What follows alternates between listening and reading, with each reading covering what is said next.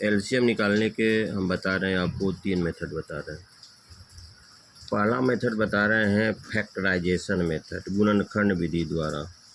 Factorisation method आप लोग इसको पढ़े होंगे। तो फैक्टराइजेशन मेथड कैसे होता है, जैसे हम 8 और 12 का एग्जांपल लेते हैं। तो 8 का प्राइम फैक्टर निकालिए, 2 गुना 2 गुना 2,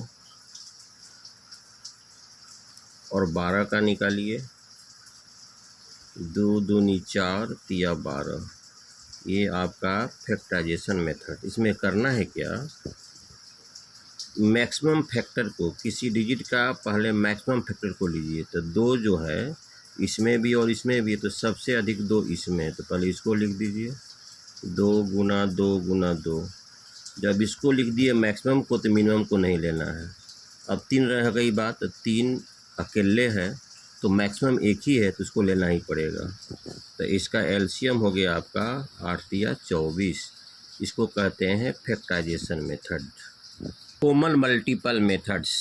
चलिए अब देखिए कॉमन मल्टीपल मेथड। मेथड में क्या करते हैं, इसका टेबल लेते हैं। 8 का टेबल लीजिए, 8 का 8, 8 दूनी 16, 8 तिया 24, 8 चौके 32, डॉट डॉट।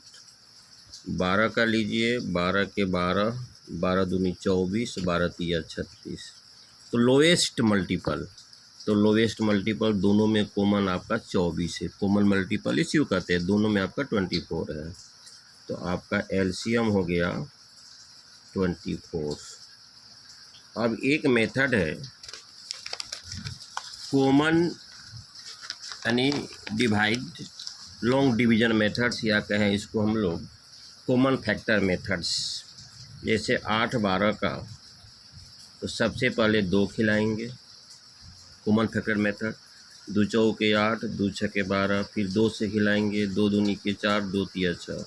अब ये क्या हो गया, प्राइम के रूप में रह गया, अब आगे नहीं खा पाएगा।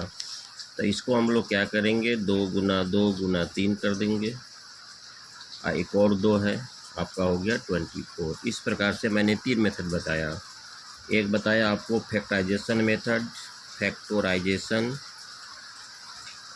दूसरा बताया हम कॉमन मल्टीपल, कॉमन मल्टीपल।